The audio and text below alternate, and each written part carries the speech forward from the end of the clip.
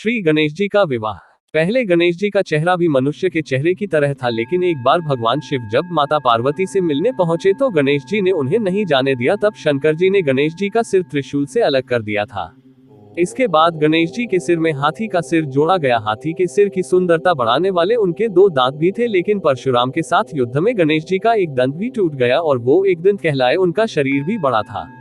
इसलिए उनसे कोई भी सुशील कन्या विवाह के लिए राजी नहीं होती थी। गणेश जी इस बात से नाराज थे। उन्होंने कहा, अगर मेरा विवाह नहीं हो रहा तो मैं किसी और का विवाह भी नहीं होने दूंगा। उन्होंने अपने चूहे को आदेश दिया कि जिस रास्ते से किसी भी देवता की बारात गुजरे उस रास्ते को और विवाह मंडप की भूमि को अंदर से खोखला कर विघ्न डालो। चूहे ने गणेश जी के कहने पर वैसा ही किया। सारे देवता परेशान हो गए। शिव जी को कोई रास्ता नहीं सूझ रहा था। देवी पार्वती ने सलाह दी ब्रह्मा जी से इस समस्या का हल निकाला जाए।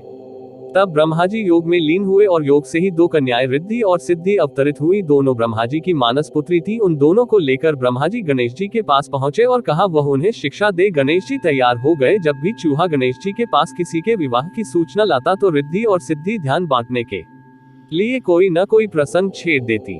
इस तरह विवाह निर्विघ्न होने लगे। एक दिन चूहा आया और उसने देवताओं के निर्विघ्न विवाह के बारे में बताया। तब गणेश जी को सारा मामला समझ में आया। गणेश जी के क्रोधित होने से पहले ब्रह्मा जी उनके पास रिद्धि सिद्धि को लेकर प्रकट हुए। उन्होंने कहा, आपने स्वयं इन्हें शिक्षा दी है, मुझे इनके लिए कोई योग्य वर नहीं मिल रहा है, आप इनसे विवाह कर लें। इस तरह रिद्धि बुद्धि विवेक की देवी और सिद्धि सफलता की देवी से गणेश जी का विवाह हो गया और फिर बाद में गणेश जी के शुभ और लाभ 2 पुत्र भी हुए।